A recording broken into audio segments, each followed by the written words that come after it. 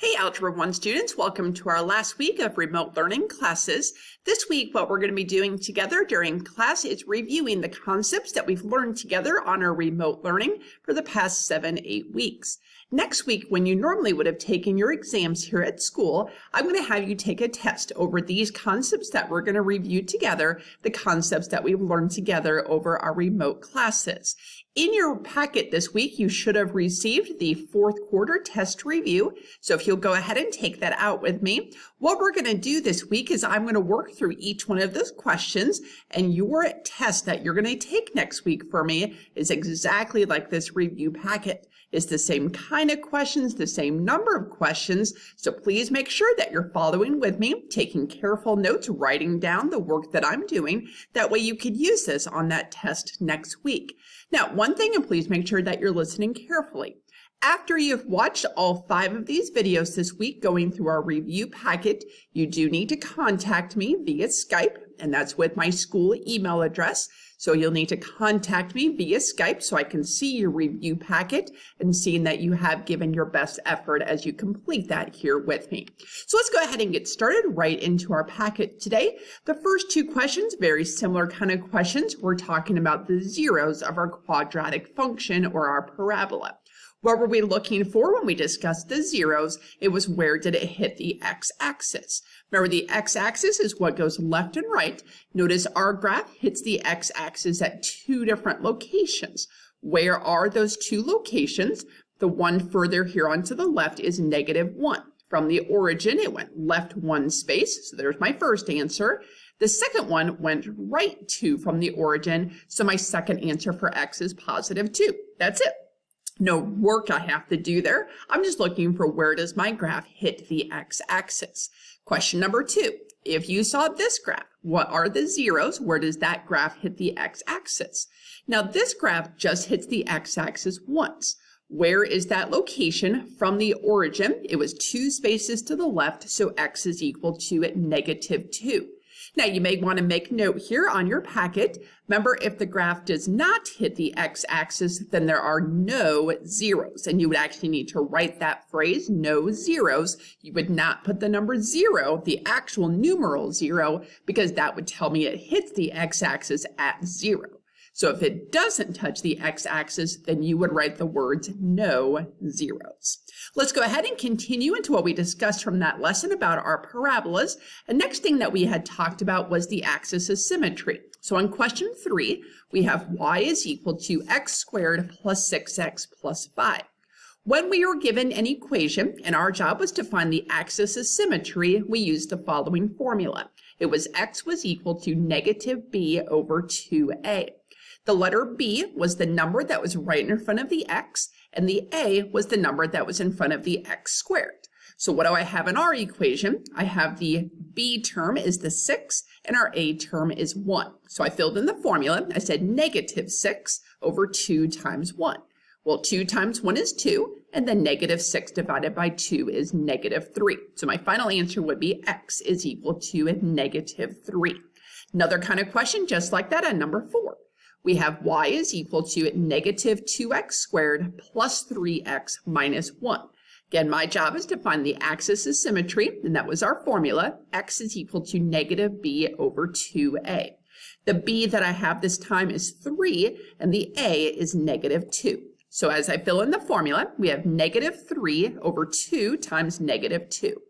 2 times -2 is -4, so -3 over -4.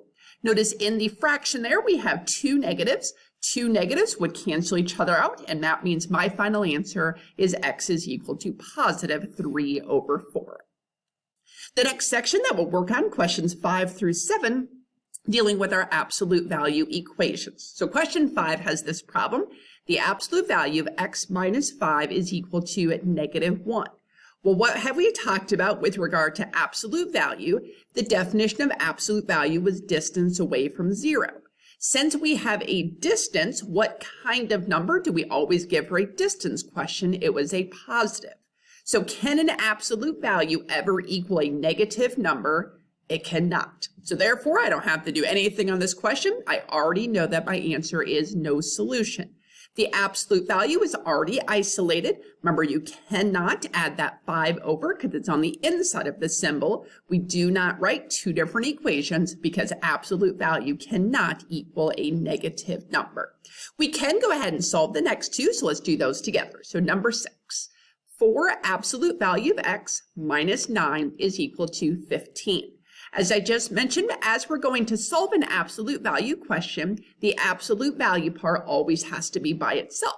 Well, to do that, you follow the basic steps for solving an equation. The first step that we would have to do here is get rid of the minus 9, so we're going to add 9. That would give us 4 absolute value of x is equal to 24. The next step to get the absolute value by itself is to get rid of the 4 right in front of it. What does it mean when something's right in front of a variable? That's multiplication. So we're going to divide, so we have the absolute value of x is equal to 6. This time our absolute value is equal to a positive number, which is why there is an answer on this question. Again, what does it mean with absolute value is distance away from 0? Well, what numbers have a distance of 6 spaces away from 0? They are both positive 6 and negative 6. Notice I used my plus and minus sign. That was just a shorter way to write the same thing as 6 and negative 6, and you could write it like that as well on your paper. Go ahead and let's finish up with the absolute value on number 7. We have 6 absolute value of x plus 3 minus 8 is equal to 10. Just like on question 6, we have to get the absolute value all by itself first.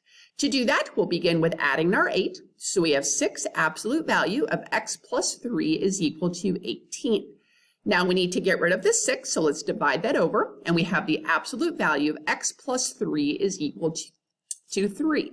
Remember, we cannot do anything with that 3 that's on the inside of the absolute value yet until we have completely removed the absolute value equation. Notice at the beginning, I did not put the 3 and the 8 together because the 3 was on the inside and the 8 was not. Well, just like the last question, we have an absolute value that's equal to a positive number. Therefore, we do have an answer on this question. What is absolute value is distance away from 0. What numbers have a distance of 3 away from 0? They're 3 and negative 3. Those are the two equations I'm going to write. We're going to take what's on the inside of the absolute value. The x plus 3 could be equal to positive 3, or the second equation, my x plus 3 could be equal to a negative 3. What a couple of you have done before is subtract the 3 over, and then you're trying to write your equations. Write your equations first, one with the positive and one with the negative. Now you want to do the subtraction of the 3. So the first equation, 3 minus 3, would give me 0. And the second equation, negative 3 minus 3 is negative 6. We have two answers, and that was the majority of the cases for our absolute value questions. They did lead us to two answers because we can go to the right or we can go to the left in regard to 0.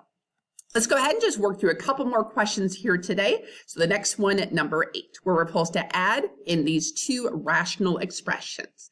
Now, the two rational expressions that you see on number 8 are 2x squared over 20x and 3x squared over 20x.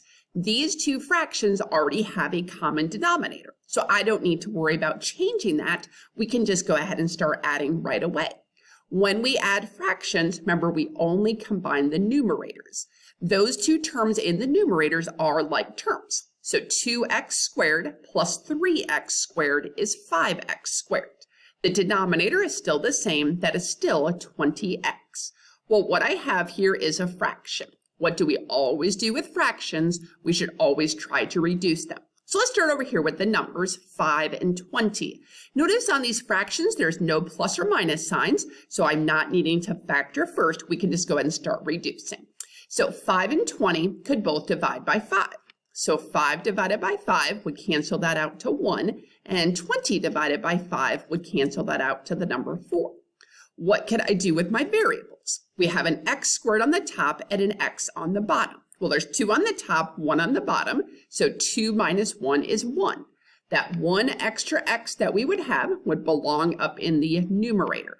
Remember, when we subtracted, if you got a positive answer, it was in the numerator. If you subtracted and got a negative answer, then that variable belonged in the denominator. You can also think, where did we have more x's to begin with? And it was on the top. That's why this extra x is still on the top of our question. What do we have left over? In the numerator is just the variable of our x, or 1x, and in the denominator is our number 4. The fraction has been reduced, so we have the correct final answer. Last question for today on number 9. We have 7y minus 2 all over y plus 6 minus y minus 38 over y plus 6. Just like in question 8, we already have a common denominator here of y plus 6, so we don't need to worry about changing that. We can go ahead and put our fractions together right away. Now, this kind of question here, remember from class, we had to be super duper careful because of this minus sign right here. That minus sign affected both of these terms that were in that second numerator. So what do I have in this question? We have a 7y from the first fraction, and we're subtracting 1y from the second fraction.